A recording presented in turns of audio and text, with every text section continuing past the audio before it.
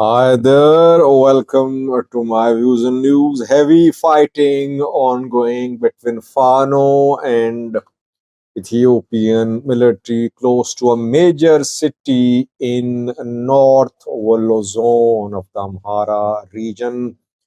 The Eritrean Minister of Information issued a statement today about the situation of religious freedom in the country. Eritrean ministry made some big claims about religious freedom in the country. What did the Minister of Information say? Lastly, talks to uh, make the parties in Sudanese war agree on a ceasefire ongoing in Geneva, but one party is boycotting these talks. Another initiative going to be launched in Ethiopia next week, but another setback to this initiative. A party is not going to attend talks in Ethiopia next week. Uh, First, stories from the Amhara region, where since last year clashes have been ongoing between Fano groups and Ethiopian security forces, despite several rounds of military operations launched against Fano. Fano groups could not be crushed. Government is now showing flexibility to talk to Fano. At the same time, government is continuing the military operation. Fano groups say no talks with this government. They're demanding the removal of Ethiopian PM Abiy. They say that talks can only be held after the removal of this government. So basically, no signs of any talks. And while we know that Fano groups are gaining more strength, in recent days we saw two major Fano supporters, senior military officers join Fano. Tafra Mamu, former Amhara Special Force, has officially confirmed that he has joined Fano. 2 days ago, he released a video message. And after that, Tazara Ngose, another senior former Amhara Special Force member, also, one special officer, also joined Fano. Fano groups definitely getting bigger, stronger. Meanwhile, clashes are being reported close to a major city in North Wall between Fano military. Remember the cities, Woldia city, one of key cities in the North Wallo zone, where Colonel Fantahun and Merebudajo group is operating, Fano group. Both combined last year, both merged under one command. Merebudajo is leading now, and Colonel is his deputy, according to residents of the city. In the outskirts of Woldia city, clashes are ongoing. Fighters are trying to push into Woldia city. Traffic along the main road from Woldia to Kobo has been disrupted reportedly. Wolofano has been a little quiet recently. It has been planning some major operations reportedly, and we could see some major operations by Woldia, Wolofano in coming days. With the Framamo, Negose joining, Colonel Fantahun, Esagad McCannon, Abdewalde, and other key figures are now part of Fano who have combat experience. I think in coming days we could see intensity in fighting in the Amhara region. Already incoming videos about the situation in Woldia. So far, clashes in the outskirts of Woldia, traffic flow disrupted reportedly. People in the outskirts of city can hear the sounds of gunshots, but several hours clashes ongoing reportedly. Secondly, viewers, Eritrea today responded to accusations by CRUX. Who is CRUX? CRUX is a religious organization working to protect the interests of Catholic Church.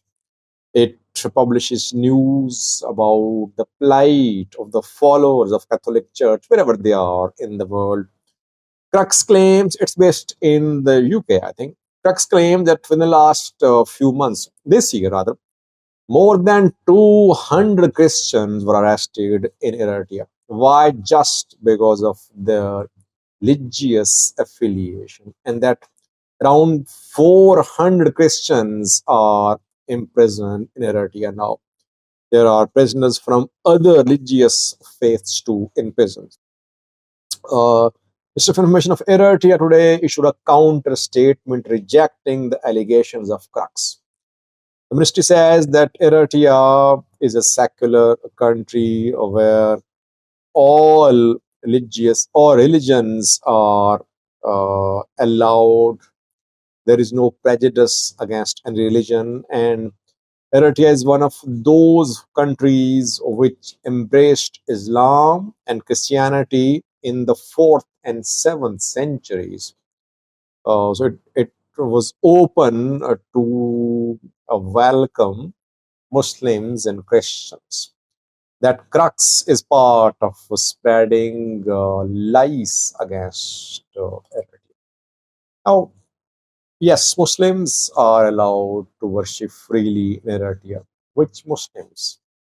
Are Shia Muslims allowed to build Imam Bargas and worship freely in Eritrea?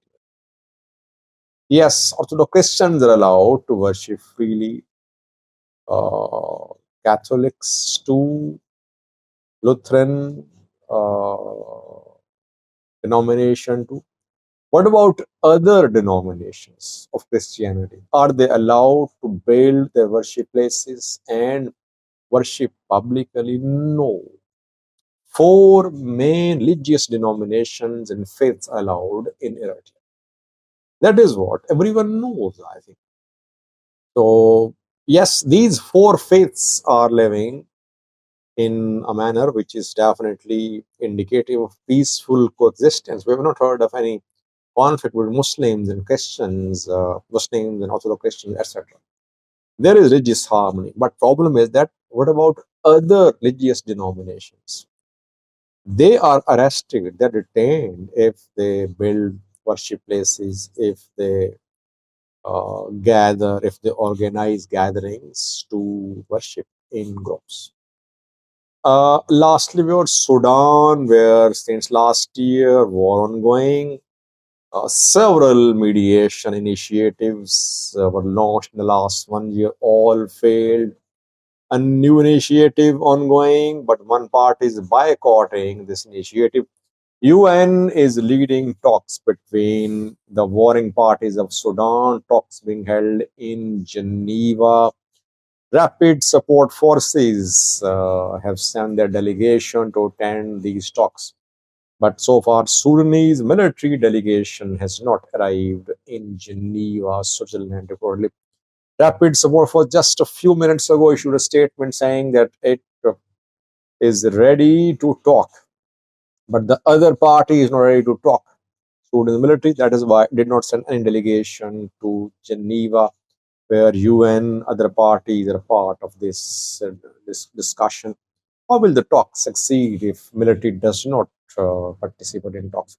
Meanwhile, next week in Ethiopia, a conference is due to be held to find a solution to the war in Sudan. The Kadum is boycotting this conference. The Kadum earlier attended a conference held in Addis Ababa a few weeks ago, but this conference is going to be boycotted by the Kadum. Abdullah Hamdok, former Prime Minister of Sudan, confirmed that the Kadum won't attend this conference due to be held in Addis Ababa next week. So, Ethiopia, Eritrea, Egypt, Chad, Saudi Arabia, US, Kenya, Uganda, IGAD, African Union, UN, all have been involved to find a solution to end the war in Sudan. But so far, nothing is working.